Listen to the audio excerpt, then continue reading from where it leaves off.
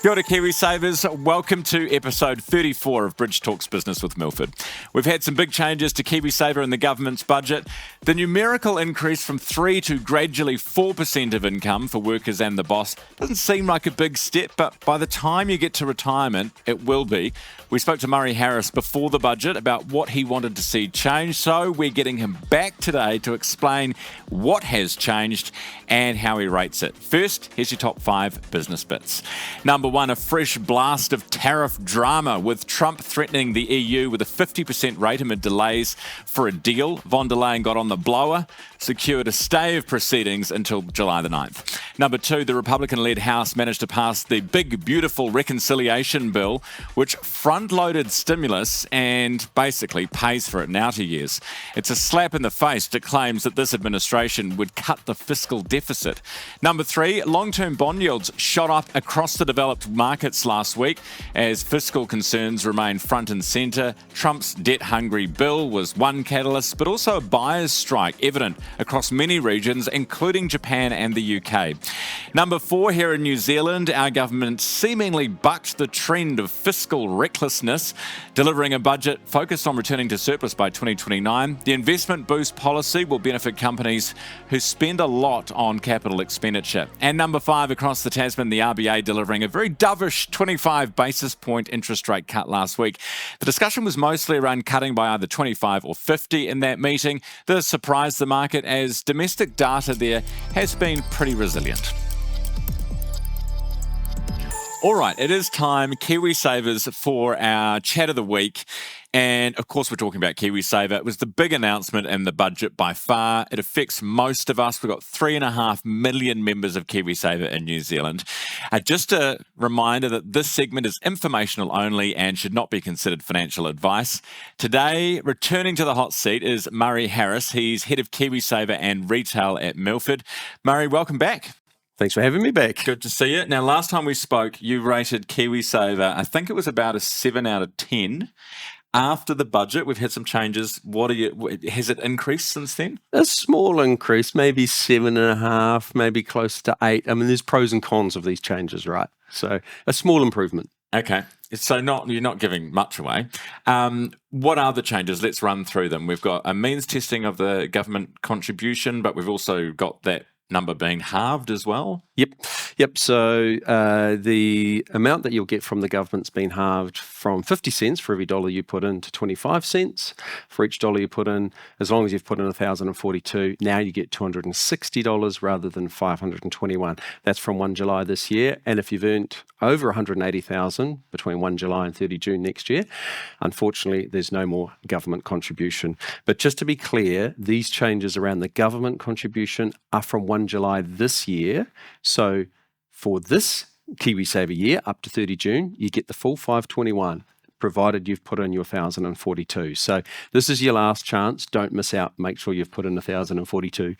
The other big thing, of course, is what we pay in, the employee and our bosses, the employer contribution. That's going up, but it's not going up tomorrow. It's going to be phased in. What are the dates? Correct. So 1 April next year, 2026, the employer and the employee compulsory contribution will be 3.5%. And then from 1 April 2028, that goes up another 0.5% to 4%. But interestingly, they've included a provision for people that might feel cost of living crisis by next year or in 28 is still biting, that's not affordable. They can apply to the IRD to remain on 3%, but important to note that your employer could also match back down to 3% as well. So it's that default rate that's going up with an option to get out.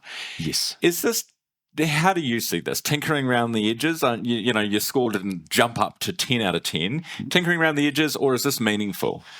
Oh, look, it's definitely a step in the right direction, right?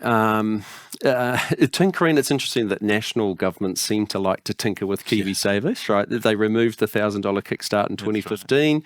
2011, they halved the dollar for dollar government contribution to 50 cents. Now it's 25 cents, which is still meaningful. I mean, where else can you get a 25% return on every dollar you're putting in, right? So that's still meaningful. But the key change and the big plus was this change to 4+4. When we last met and spoke, I was saying, look, 3+3 is not going to get Kiwis the retirements they dream of. We need to start moving on a path to improve the KiwiSaver settings, and this is a very good step. And then bringing in the young people, 16 and 17-year-olds now can receive employer and government contributions. So that puts them on an even footing with their 18-year-old peers if they're in the workforce. That's a very good thing. Teaches them the benefit of long-term saving, contributing a small amount over a long period of time, and could get them on the property ladder earlier. So, some very positive changes. We talked last time about the benefits to New Zealand as a whole, and we'll talk about that. But I'm very interested in myself and my finances. So how much richer will it make us in retirement? Because it doesn't seem like much now, but in the future, I imagine once you compound, it's quite good. Well, these are small improvements, but that's the secret word, compounding. Over a long period of time, and retirement savings schemes are long-term for most people. And so the Retirement Commission has done some work around this. For 80% of KiwiSaver members, they will be better off with these settings. And importantly, our retirement savings will last about 30% longer for someone on the average wage or salary who's contributed throughout their working life. So that's very good. Wow. For the 20%, though, that it's not quite as good for, and you mentioned self-employed, that is one group. They don't get the employer contribution. So getting the government contribution was one of the key incentives to save. So that's been halved. And if you're doing a decent enough job as a self-employed person and earning more than 180,000, you're going to get no more. So it's just down to your contributions, but still good reasons to save towards your retirement. The other group that it's not so good for is the low-income earners, because the 521 was a bigger proportion of their contributions, and so therefore that's been halved.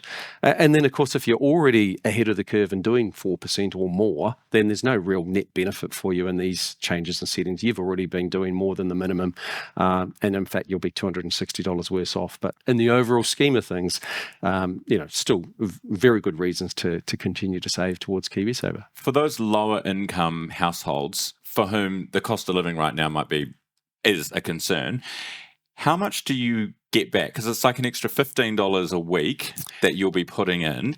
What does that equate to when you retire? Yeah, so we did the calculations for the average earner, a 35-year-old in a balance fund, with the average KiwiSaver balance today for that cohort of $25,000.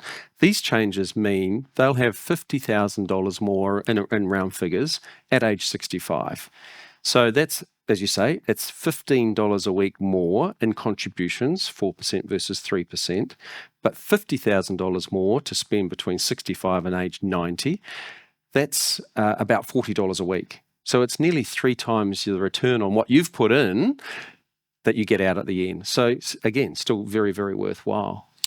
Right, you've given it a 7.5, did you say, out of 10? So what are we got to do to get this baby cranking, get it to 10 out of 10? What's on your wish list? Yeah, look, I mean, it's definitely a step down the right path. I would have liked to have seen some more signalling for further incremental increases to let's say 5+5, so that we're saving around 10% of our incomes. And, I mentioned that last time we caught up.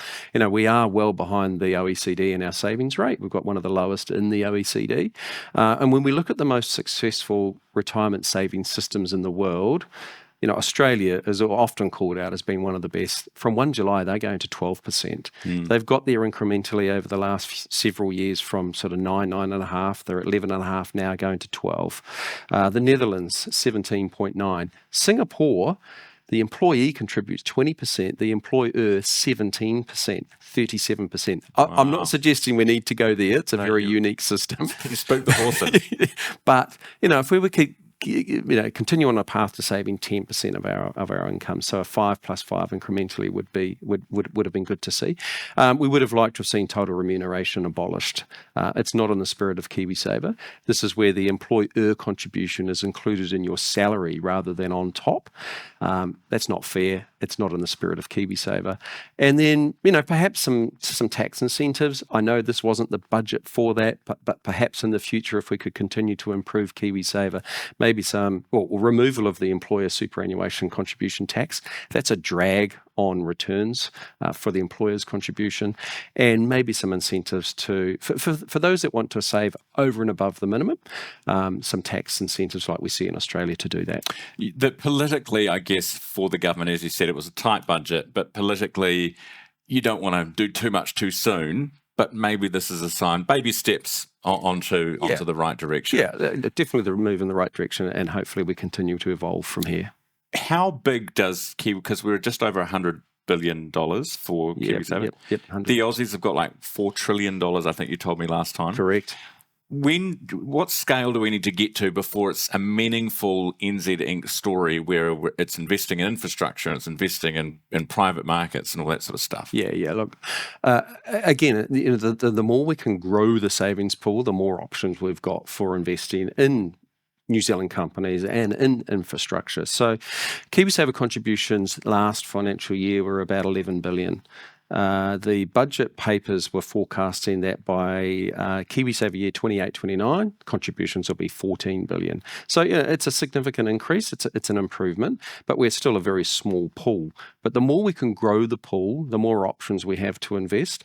About 40% of KiwiSaver money is invested in New Zealand assets. If you look at New Zealand bonds, both government and corporate, cash, property, and the New Zealand share market, only 11% of that money is in the NZX. You look at Australia, 26% of their super funds are invested in the ASX. So, with more money to invest, looking for a home for good investments, hopefully it encourages more listings on the NZX.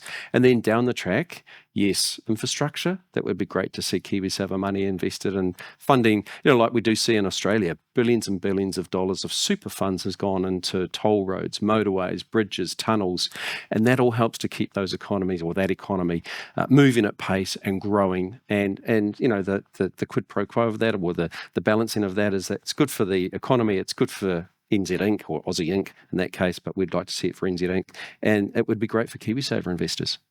And it is doable. We know it works. We've got the overseas examples, but it's just about getting there slowly, I suppose, isn't it? We need to catch up. Thanks, Murray. Thanks for having me. That was Murray Harris. He's head of KiwiSaver and retail at Milford. And when he comes back on next time, we'll see where they get to with that KiwiSaver score. Don't forget, you can watch, follow, subscribe this podcast wherever you get your podcasts. It's always available on the Milford site as well. Until next week, have a nice day.